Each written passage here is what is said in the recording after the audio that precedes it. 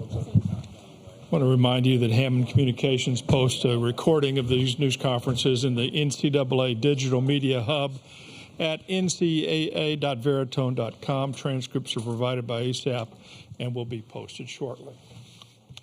Tony, give us an overview, please. We didn't play very well tonight. LSU did. Both teams made mistakes, but they capitalized. So ultimately, that's on my shoulders, whether it's in the middle of the game or pre-game for our guys to play better. But this thing's already over with, and in my mind, in the past, the game I'll choose to remember this team by was yesterday. It was the last great moment we had together, and it was also a game that was very representative of how the season went. Started out slow, a lot of struggles in there, a lot of frustration, but guys overcoming that and working together, coming together to make sure we have success, and that's what occurred. So that's what I'll remember it by. And as far as the whole team goes, much was made about preseason rankings with this particular group. I think guys like Drew and others helped kind of get our program to a new category. And no disrespect to any writers or anything like that. We certainly had a lot of talent, but I didn't think we deserved to be where we were at the beginning of the season, and I let them know that. Just a lot of new faces, a lot of things that we had to replace, and we did that by the end of the year, in my opinion. I know we won't be one of the last two teams standing because number 2 was our highest preseason ranking, but we kind of challenged these guys to actually become that.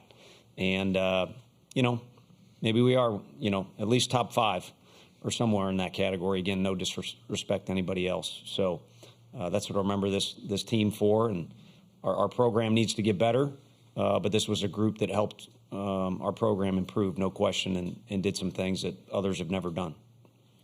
Okay, we'll open up for questions for the student athletes now. Again, raise your hand. Give us your name and affiliation and to whom you're asking the question. We'll start here with you. Ryan Schumpert, Rocky Top Insider. Drew, just what will you remember the most about this season and this team? Yeah, I mean, the thing I remember the most is probably the tough times we had and just the hills we had to climb. I mean, this season starts not just in February. It starts back in August when we got on campus in the fall. I mean, it's a grind. You go through so much with your teammates and your coaches, and you figure things out, then things don't work, and you figure out something else. And I think just all those trials and tribulations that were thrown at us and that we had to fight through as the season went on, that's just the things you remember because you just push through it with your brothers, the guys beside you, the coaches beside you, and that's just the memorable parts is the winning's great, but making a bond and making like a family with the guys beside you is the part that you come out on top with. Okay, we'll go up here. Jack Foster, Rocky Top Insider. Drew, just sophomore year, how do you think you improved in year 2? Yeah, I mean, we attacked the off season. Obviously, you want to be better every year. Just try to be more precise. Try to take care of my body a little more than I did last year. Really tried to step into being more of a leader on the team. Showing the right ways for guys like AJ coming in, a freshman. He's stepped up in a big role, and it's just been fun seeing guys like that. But I feel like just filling in my role as a guy on this team that can influence others, and I think that's just the biggest thing I've taken away this year. Okay, next question for you have somebody. Okay, back to Ryan.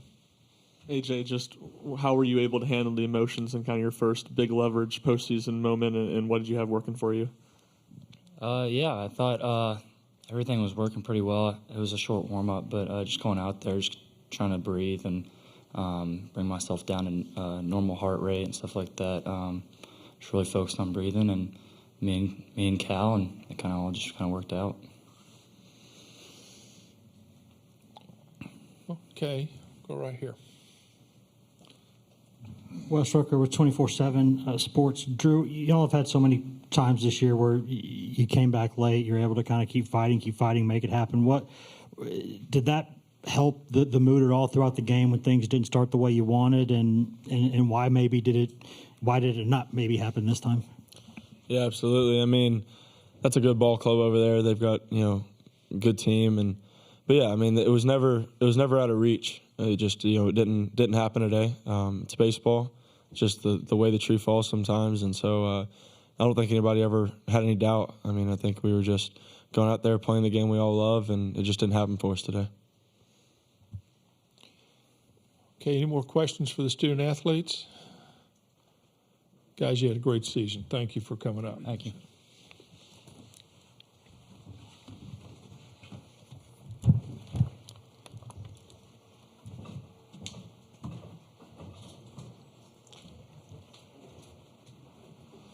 Now we'll open it up for questions to Tony. Again, raise your hand and we'll get to you, and we'll start with Kendall. D1 baseball. Tony, just from the dugout perspective, what were you seeing from Ackenhausen that he was just unable to let you guys kind of get in a groove offensively? His stuff has always been difficult to hit, usually where it's kind of, at least, and he's not on my team, so I'm going off a little bit of video, a little bit of research, where it's kind of gone awry for him is with command. And he had excellent command at the start of the game. And then as the game waned on a little bit, there were some mistakes he made out of the zone, whether it be hit by pitch or something like that. But then he kind of, kept his composure and regathered and did well. And then it takes two to tango. We like I said, we didn't capitalize on mistakes as well as they did. We kind of had it down. He got in on lefties and then got righties to kind of overswing a little bit. So it kind of depends on which side of the deal you're talking there. And, you could look at game plan, or you could just look at a guy who had a good opportunity and really took advantage of it. Wasn't going to be an easy day to score runs, and nothing to show for it. And for our team, a lot of times when it was tough out of the gate, we just needed one thing to happen, and then it kind of came, not necessarily like an avalanche. And who knows, maybe we get that one little moment. Things are different, but we did not. Okay, go up here to Ryan. Do you feel like you guys pressed offensively at all as the game went on? I don't think so. I think there was more frustration at times than we've had as of late. Maybe a word I can't say up here or two like that. But that was just because guys were trying, and it was a tight game. So each pitch you could feel a little bit. But, it's certainly in pregame and at the start of the game, there wasn't moments of tension. When I referenced mistakes, it was that they really made us pay on walks and then, defensive mistakes. And even when we don't feel that bunt, everything was all good. And, we make a mistake later and you knew the guy was going to come up to the plate. I was just dying somebody would be on base for him because you knew he was going to respond. That's just what he does. Okay, we'll go here to Jack. Yeah, Tony, I know you mentioned yesterday's game is the game you'll choose to remember this team by, but what do you want this team to be remembered for on the grand scheme? Kind of what you fantasize being if you claim to be a competitor or if you compete at all, is that you'll get after it no matter what. And when you get knocked down, you'll get back up. And when you get knocked down again, you'll get up even quicker and so on and so forth. So, I think it was a competitive group. They can hang their hat on the fact that, we talked about perspective. There's a variety of tradition within each program, and it takes a lot in our league to be able to brag about tradition. But for us in particular, we wanted to get to a regional, and then we wanted to have a roster that was really athletic that you guys would be excited to write about. And, COVID's whatever. And then we wanted to get here, and we didn't win any games. And then we wanted to get here again and win a game, and this group did it. And, I skipped a year, but boys that were a part of 22, give it a couple years, and you'll get yours. No national championship, but pretty special group that will be remembered by everybody in this room for a lot of stuff. Love them or hate them. I love them. Okay, here at the end. Tony, you said earlier the program needs to get better. I'm just curious where you see that being needed, and also as you said, getting here, winning a game. Do you feel like you've advanced the trajectory of the program this season? I think so. You need to get here and you need to feel it out. It doesn't mean like Coastal Carolina can't come here and win a national championship. But you got to get used to the itinerary, the media attention, the stage, and things will be passed down by guys. Our guy, we had some tough dudes on that 21 team, and they kind of locked up a little bit that first game. We also faced a guy named Abbott. I wasn't too happy when I saw that video when we found out who we were going to face. But you got to learn how to deal with rankings and expectations. and then people start looking forward to playing you as opposed to, maybe sleeping on you a little bit, or, there's a variety of circumstances. And we want our stadium to get bigger. We want our crowds to keep getting bigger and rowdier. We want our roster to be as competitive as anybody's. Of course, that's going to kind of come and go a little bit, but just to be able to handle things that come with shooting for a national championship every year. Okay, back up here to Ryan. Just wanted to get your vantage point on two plays. The first being Maui's double and holding Cal up at third, and then the following half inning on the bunt single that Zane threw into right field. Yeah, I mean, Coach E had a difficult challenge yesterday because there's one play where you got to just send the guy and make them play catch, and the wind keeps pulling the ball in and they do it. And then he's got to send the other guy, and Zane kind of got his, gosh, love him, he kind of got his feet tangled up a little bit and made it closer than maybe it should have.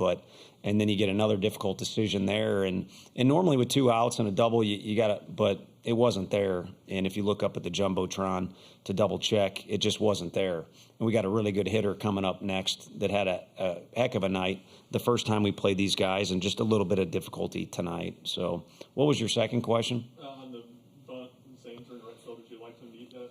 Yeah, it looked like it was going foul, but I'm also standing in the dugout spitting seeds into the ground. He's out there playing in front of 25,000 or whatever we got in there, and he's trying to make a play.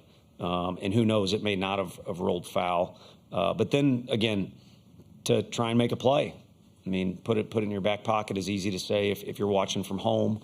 But these kids are running around out there pouring their hearts out onto the field. That's why it's been so damn entertaining so far, if I can say that word. Yeah. Jack, this will be our last question for Tony. On that note, Coach, your teams in the last 3 to 4 years have played with such emotion and passion. I think it's contagious around the sport of college baseball. These games have been so entertaining this week. Can you kind of talk about the state of college baseball and maybe where your program has kind of played a role in a lot of the emotion and passion we see this week? I appreciate you saying that more than you know. That means a lot.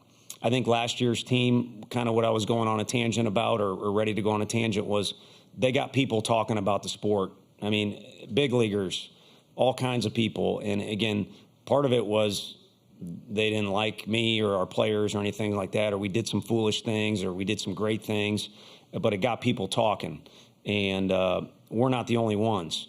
I think these indoor facilities these kids train at, they're putting in more work. Media, whether it be social media or now all these games are covered. All those things are elevating the play and the amount of passion these kids pour into this thing. And I think our sport, I'm prejudiced, but I think our sport more than any other collegiate sport has more momentum and is on a greater incline than any other. And this thing here has become an absolute party in Omaha. They do a good job of hosting it, but the trajectory is not going to slow down. And this thing had a lot of star power, maybe more star power than any other one at this. You guys would know better than I. So why can't next year have even more star power? Having said that, hopefully Florida's not here. That big old first baseman, knows probably be a good guy to have around here. We got a couple too, though. Tony, thank you. Thank you. Congratulations again. Appreciate you. Yeah.